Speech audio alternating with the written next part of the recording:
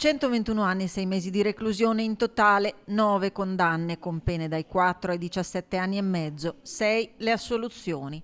È quanto chiesto dal pubblico ministero nei confronti dei 15 imputati, tra loro ex manager e amministratori che si sono succeduti negli anni ai vertici della società per il processo Miteni, azienda di Trissino, per la contaminazione da PFAS.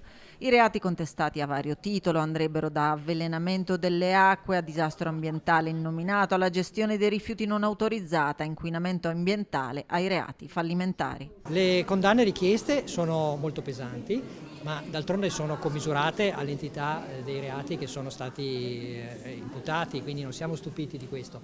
E abbiamo preso atto che ci sono anche delle richieste di assoluzioni, adesso ovviamente noi dovremo prenderci il nostro tempo per valutare se accodarci a questa conclusione oppure sostenere conclusioni diverse, però insomma possiamo dire di essere soddisfatti. Insomma è il risultato di un lungo lavoro delle parti civili, del pubblico ministero, di chi ha condotto le indagini, della polizia giudiziaria, dei carabinieri del NOE, quindi insomma direi che siamo giunti a questo risultato grazie al lavoro di moltissime persone.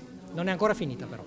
Processo che dura da circa 4 anni, in cui si sono susseguite oltre 130 udienze con decine di testimoni e consulenti. Oggi la requisitoria dei pubblici ministeri. Dalla prossima settimana inizieranno le arringhe degli avvocati delle parti civili, sarà la volta poi delle arringhe degli avvocati degli imputati. Sentenza attesa per primavera inoltrata.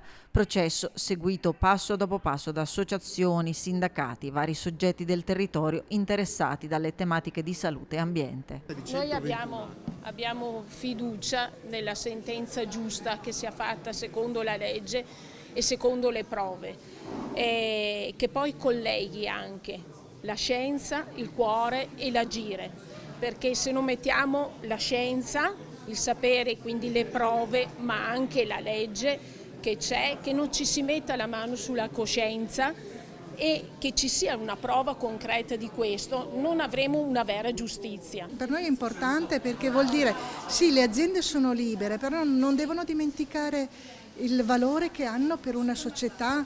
Non dobbiamo sempre decidere il lavoro o la salute. Le due cose devono andare assieme per noi e anche per le generazioni future.